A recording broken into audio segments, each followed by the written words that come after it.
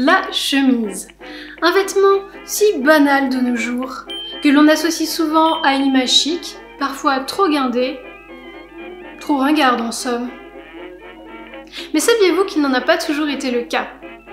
Aujourd'hui, nous allons retracer l'histoire de cet incontournable de notre garde-robe de l'Antiquité jusqu'à nos jours.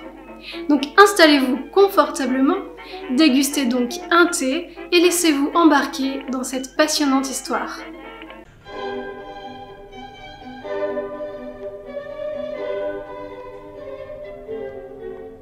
Alors pour commencer cette historique de la chemise, on va d'abord essayer de se demander qu'est-ce qu'une chemise?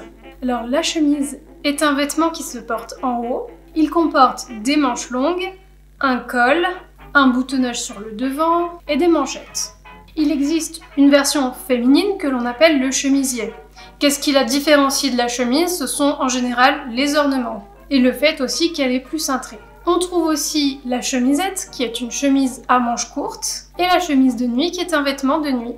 Il y a aussi une autre particularité pour la version féminine, c'est que le boutonnage se fait à gauche, alors que chez les hommes, il se fait à droite. Alors l'origine de cette convention est incertaine, mais on pense que ça vient du fait que les femmes qui pouvaient porter des chemises plusieurs siècles avant nous étaient des femmes riches.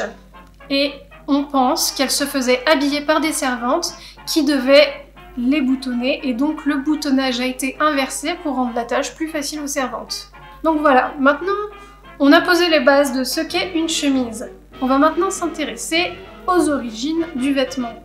On retrouve la chemise dans l'Antiquité via son ancêtre la tunique. Donc la tunique, c'est un vêtement en tissu très fin, en forme de T, qui n'a pas de couture au niveau des manches. Cette tunique est longue et droite et elle sert généralement de sous-vêtement. La plus ancienne a été retrouvée en Égypte et on sait aussi que les Grecs et les Romains la portaient également. Ensuite, nous arrivons au Moyen-Âge en France. Donc bien sûr, pour tout ce qui est du Moyen-Âge jusqu'à nos jours, je vais donner des sources principalement françaises, mais il faut savoir que la mode se répand à peu près partout en Europe de la même manière, et à partir de la conquête des États-Unis, par extension, aux États-Unis.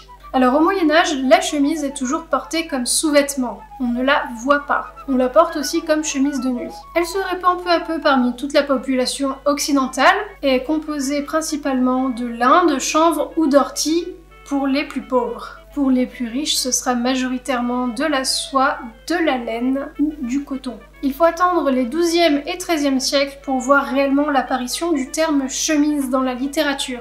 On la retrouve donc dans les textes de cette époque sous la forme de camissa ou kémissé. On la porte toujours longue et elle ne remonte jamais au-dessus du genou. D'ailleurs, plus elle est longue, plus son propriétaire est riche, car le tissu est toujours un produit de luxe. Oui, alors à ceci près qu'on fait une exception pour les femmes, car la femme a l'obligation de porter sa chemise jusqu'aux chevilles. Alors, comment faisaient les femmes riches pour se démarquer à l'époque?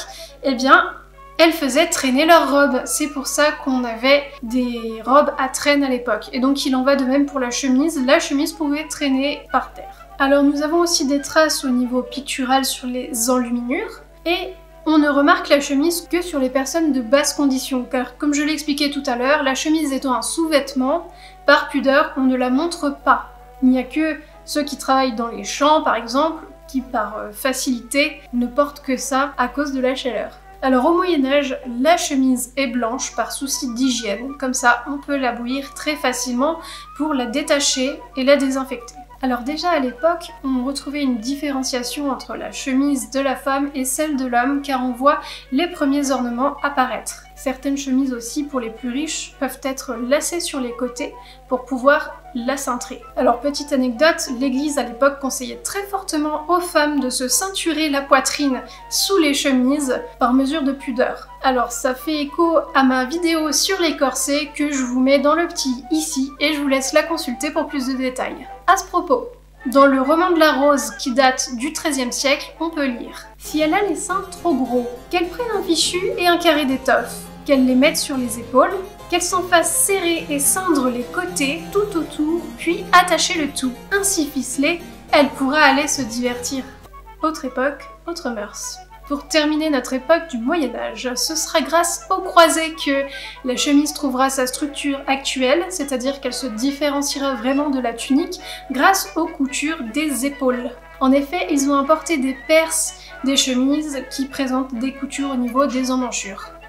Alors c'est à partir de la Renaissance que l'histoire de la chemise va vraiment s'accélérer. Elle va commencer petit à petit à accéder aux couches supérieures de la tenue. Alors au XVe siècle, la chemise se voit ajouter un col et des manchettes. Alors au XVe siècle, la chemise se voit ajouter un col et elle commence à devenir un vêtement véritablement masculin. C'est-à-dire que seuls les hommes osent l'arborer puisque ce n'est plus un sous-vêtement pour eux. En effet, il s'agit d'un vêtement qui répond parfaitement au désir de luxe des aristocrates, puisque plus il y aura de détails sur leur chemise, plus ils pourront montrer à tous leur statut social. Mais c'est véritablement au XVIe siècle qu'on voit une vraie explosion de luxe dans les chemises masculines. Elle a maintenant un décolleté carré très ouvert et elle a même des finitions en soie fine au niveau des manches et du col. On voit l'apparition de broderies, notamment au niveau du col et des manches toujours, qui sont vraiment les seules parties de la chemise qu'on laisse déborder à l'époque.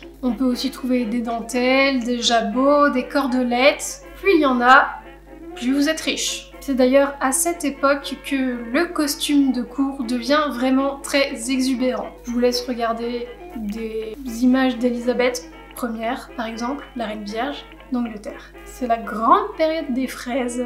Très belle invention du XVIe siècle. Donc cette tendance du XVIe siècle va se poursuivre jusqu'au XVIIIe siècle et je pense que je vous le rabâche assez dans toutes mes vidéos pour vous faire comprendre que le point de cassure, c'est la Révolution.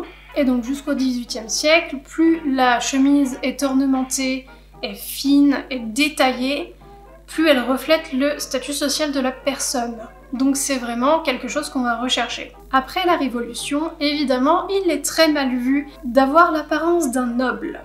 Donc on va chercher à rendre la chemise, enfin le costume en général, beaucoup plus sobre, pour ressembler plutôt à la classe bourgeoise qui est mise en avant par cette révolution. Alors évidemment, depuis tout à l'heure, vous avez remarqué que je ne parle que du costume masculin, puisque pour la femme, la chemise est restée un sous-vêtement.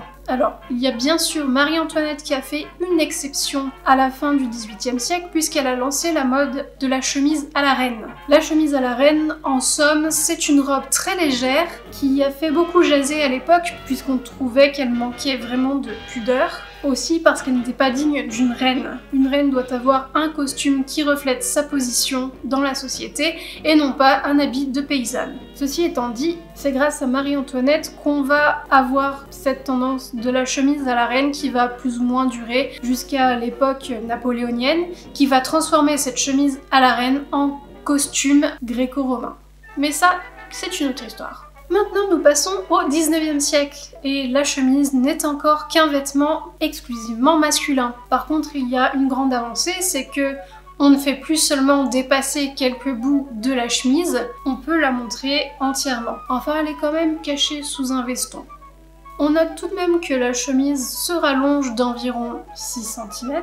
Le col et les manches deviennent plus arrondis, on retrouve le col club qui se porte très remonté. C'est le col préféré des dandys. Alors petit aparté, je vous parle des dandys dans ma vidéo sur le corset pour hommes. Oui, ça existe, allez voir par là. Bon, maintenant on en arrive enfin au XXe siècle. Et miracle, la chemise se féminise enfin.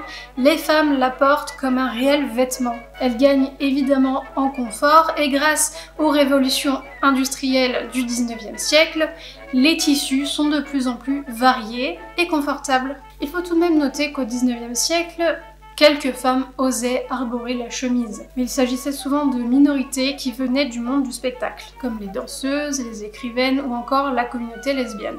Avec les deux guerres mondiales, la femme doit se mettre au travail et elle adopte donc le costume masculin pour travailler qui est beaucoup plus pratique. Et la chemise en fait partie. Et c'est grâce à cela qu'à partir des années 40-50, elle commence vraiment à faire partie intégrale de la garde-robe des femmes. Alors au XXe siècle, on va voir toutes sortes de chemises débarquer grâce aux nouvelles techniques industrielles de production. Chaque style a en général son col et ses manchettes qui les démarquent bien des autres. Je vous donne des petits exemples pour vous faire une idée. On a par exemple le col pelle à tarte qui est un incontournable des années 70 ou encore le col anglais des années 30.